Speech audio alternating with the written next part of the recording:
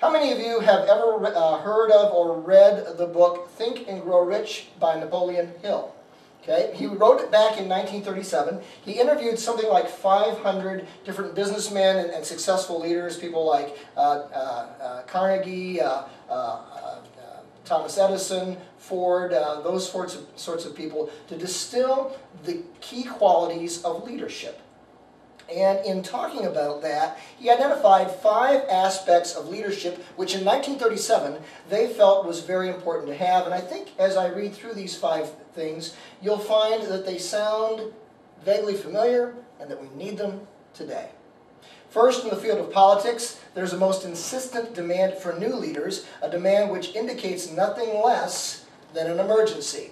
Sounds like today.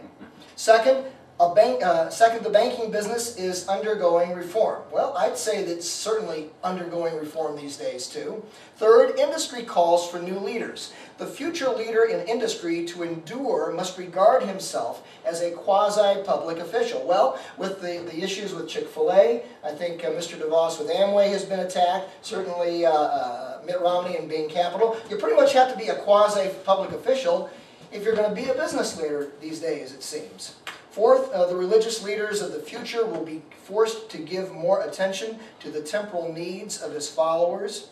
Fifth, in the professions of law, medicine, and education, a new brand of leadership, and to some extent, new leaders will become necessary. This is especially true in the field of education. And so for those who were around for the fight of Goals 2000 in the 90s, outcome-based education, and now Common Core, it sounds like it's all right there. I would add one more thing, though. I think that these things, politics, banking, business, religion, and education, we need to add to that the need for moral, godly leaders. We need men and women who, like the sons of Issachar, understood the times and knew what Israel should do. That's from 1 Chronicles 12:32. And so that is where we find ourselves in terms of looking at leadership and things of that nature.